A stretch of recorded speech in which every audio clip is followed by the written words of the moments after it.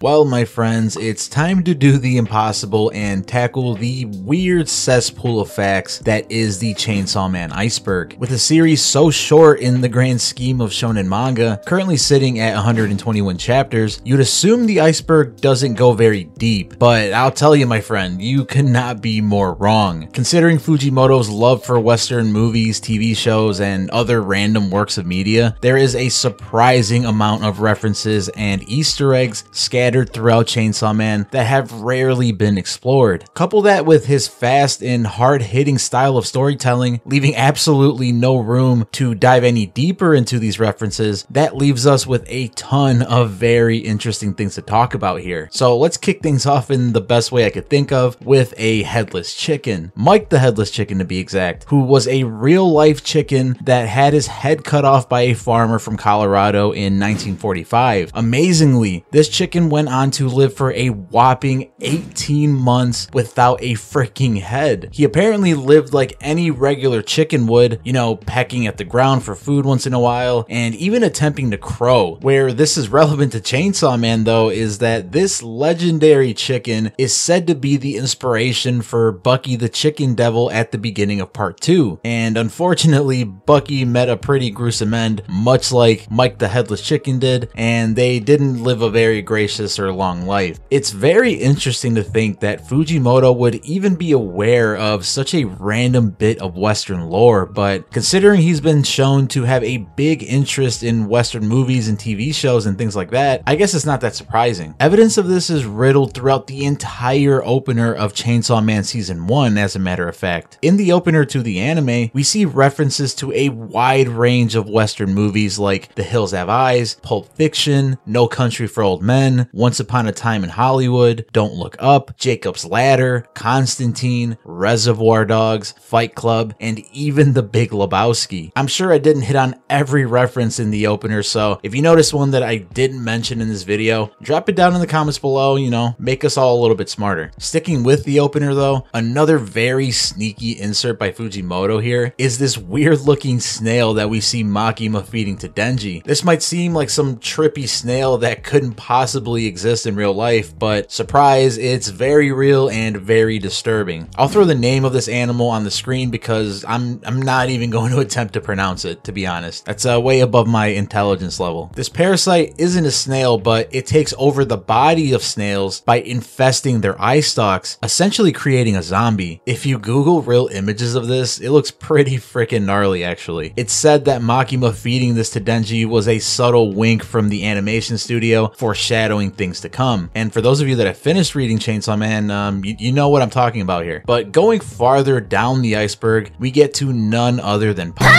She's a fan favorite character with her brash and over-the-top personality, but you'd be surprised to find out that she's actually modeled after another animated character with a very similar personality. Fujimoto is actually on record stating that the inspiration for Power's personality is none other than Eric Cartman from South Park. Being someone that watches this show all the time, I cannot help but picture Power every time I see Cartman pop up on the screen, lashing out or doing something over the top. And the same goes for when I see Power pop up in Chainsaw Man. First image that pops up in my head now is Eric Cartman, of all people. That being said, there is a tiny chance that if South Park did exist in the world of Chainsaw Man, Power or Denji might have actually been able to catch the first couple episodes as they were being released, seeing as how the show actually came out right around the same time that Chainsaw Man took place. Chainsaw Man actually takes place in 1997, this being revealed during the Gun Devil's second attack on Earth. Not only that, but the time period in Chainsaw Man is set in a world where the Soviet Union was never dissolved, meaning the Cold War between them and the US never ended. Another important year that you want to know is 1980, which is actually the year that Denji was born. It's never specifically stated, but putting together the year that everything takes place and Denji's age at the time, you come out with the year 1980. Seeing as how Denji lived in extreme poverty most of his life, you could imagine his birthdays weren't very fun, but he did try to make the most of it when he was living with Pochita. At the end of Volume 2, we get this little bonus section called Denji and Pochita's Staple Plate, which gives us a look at their dish of choice while Denji was growing up, which was literally just water and flour mixed together. However, on special occasions like Christmas, they'd mix a little sugar in there and pretend that they were eating cake, even though neither of them have actually had cake before. It's pretty sad, but also very heartwarming looking into Denji's past and seeing how he celebrated holidays like Christmas even while being dirt poor. Speaking of Christmas, we move even farther down the iceberg to arrive at the king of Christmas, Santa Claus himself. Unfortunately, the Santa Claus in Chainsaw Man is not as jolly as the one that we know, and its contract with the Doll Devil made the International Assassins arc the absolute shit show that it was, being able to turn anyone it touched into a mindless doll. With how absolutely broken Santa Claus became by the end of the arc after receiving power from the Darkness Devil, there's no doubt that they would have eventually taken over the entire planet with the countless dolls scattered around the world that Santa Claus shared a consciousness with. That idea is pretty creepy, but it's not the reason that Santa Claus is this deep in the iceberg, because when Santa Claus is done giving Denji their big villainous monologue